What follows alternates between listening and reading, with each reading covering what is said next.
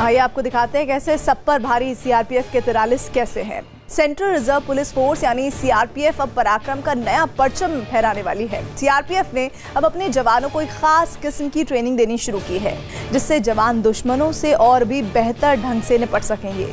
ये खास किस्म की ट्रेनिंग 43 जवानों की एक टोली को दी जा रही है, जो बेहद कठिन परिस्थितियों में कड़ी ट्रेनिंग के दौर से गुजर रहे हैं।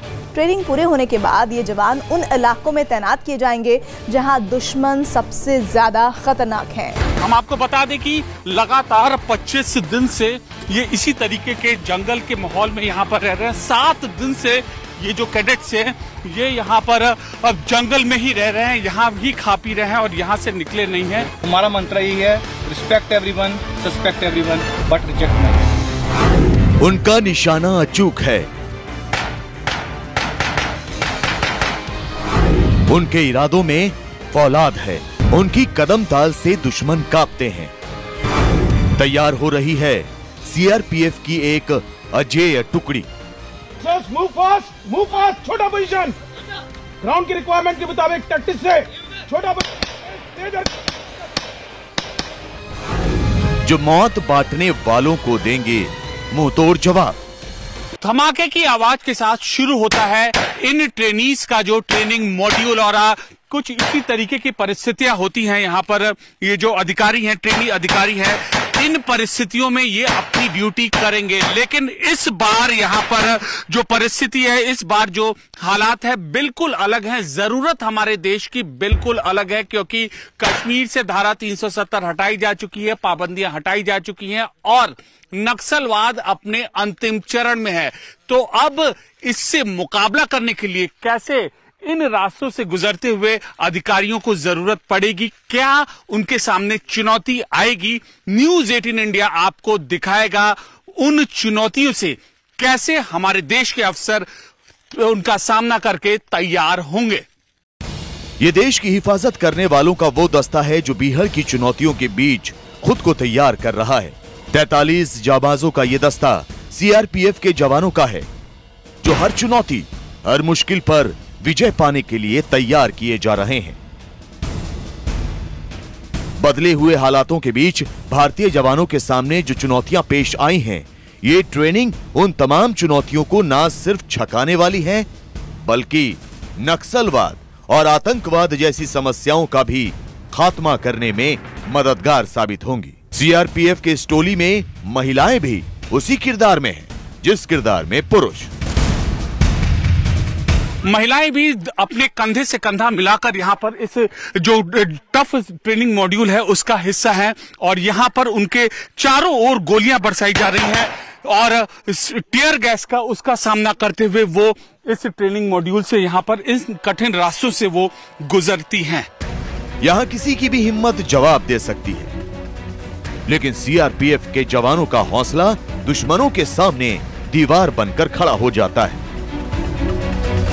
ये बताइए कि यहाँ अभी क्या सिचुएशन है। यहाँ पीछे अगर हम देखें तो ये यहाँ पर धुआं आ रहा है और इसके अलावा गोलियों की आवाज है। तो क्या ये सिचुएशन है, किस जगह ऐसे हालात होते हैं? ये आप जो हालात यहाँ पर इनोकुलेट किए गए हैं वो आप बहुत ध्यान से देखें तो जिस तरह की कॉम्बैट सिचुएशंस होती हैं, वॉर लाइक सिचुएशंस होती हैं, उनको यहाँ पे क्रिएट करके उसका इनको प्रशिक्षण अभ्यास दिया जा रहा है। देश के किन किन कोनों में इस तरीके के खतरे होते हैं? जिनके जम्मू कश्मीर में और नॉर्थ ईस्ट और LWE जो सबसे अधिक हॉट है, वहां पर इस तरह के आम हालात हैं। सीआरपीएफ की ये कठिन ट्रेनिंग है। इस ट्रेनिंग को पूरा करने में जितनी हिम्मत की जरूरत है, उतना ही मनोबल का भी मजबूत होना जरूरी है। यही वजह है कि इन बीहड़ों में ऐसे हालात पैदा किए जाते हैं जो असली दुश्मन के सामने होते हैं। बीते करीब 1 महीने से इन जवानों को इसी कड़ी मेहनत के दौर से गुजरना पड़ रहा है। 25 दिन से ये लगातार जंगल वॉरफेयर की ट्रेनिंग कर रहे हैं और 7 दिन से लगातार इसी जंगल में, ऐसे जंगलों में यहां पर रह रहे हैं और यही खा पी रहे हैं। आगे कैसे ट्रेनिंग होगी हम आपको इनके साथ, इनके ट्रेनिंग मॉड्यूल के साथ हम आपको बताते हैं। ये ऑब्स्टिकल इन्होंने पार कर लिया और अब आगे जो चुनौतीपूर्ण इलाके होते, डिस्टर्ब इलाके होते हैं, वहां पर आग लगाते हैं इनको डिस्टर्ब करने की। ये आप सिचुएशन यहाँ पर देखिए। हरियाणा के फिरोजपुर झिरका में चल रही इस खास ट्रेनिंग में जवानों को दुश्मन के हर पैतरे से वाकिफ कराया जा रहा है। नक्सलियों और आतंकियों की हर चाल को मुंह तोड़ जवाब देना सिखाया जा रहा है। इतना ही नहीं, भीड़ के बीच से खुद को कैसे बाहर निकालना है, इसके लिए भी इन जंगलों के बीच इंतजाम किया गया है। ये डमी है जिसे लोगों की भीड़ मानकर ट्रेनिंग दी जा रही है। टीयर गैस सिक्योरिटी फोर्सेस ने यहाँ पर इसका इस्तेमाल किया और उसके बाद ये जो पजल डमी है, पजल डमी मतलब कि ये जो बोरे लटके हैं, ये है एक भीड़ है, इनसे बचते हुए सारे अधिकारियों को यहाँ पर चलना है। टीयर गैस एक और सिक्योरिटी फोर्सेस ने छोड़ा है, दूसरी ओर इनसे बचते हुए यहाँ पर इनको पार पाना। नक्सलियों का सामना करते हुए या आतंकियों से लोहा लेते हुए कई बार ऐसे हालात भी आ जाते हैं जब देश के जाबाजों के सामने आम नागरिकों को बचाने की चुनौती भी होती है। यही वजह है कि पहली बार इस ट्रेनिंग कैंप में पजल डमी को भी लाया गया। ये बताइए कि सर, क्या हमें समझाएंगे हमारे दर्शकों को कि अभी इसकी अहमियत क्यों बढ़ी है?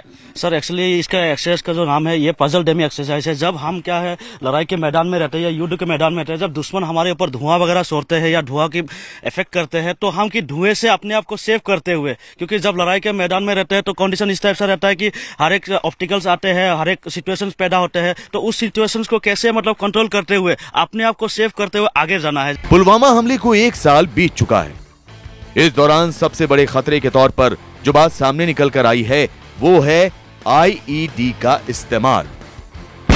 आंकड़ों पर गौर करें तो पिछले 1.5 साल में आतंकियों ने जम्मू कश्मीर में 20 बड़ी वारदात को अंजाम दिया है। इन तमाम वारदात में आईईडी के इस्तेमाल ने देश के सुरक्षा बल को काफी नुकसान पहुंचाया है। एक बड़ी वजह है कि आईईडी जैसी चुनौतियों को चित करने की ट्रेनिंग भी इस कैंप का अहम हिस्सा है।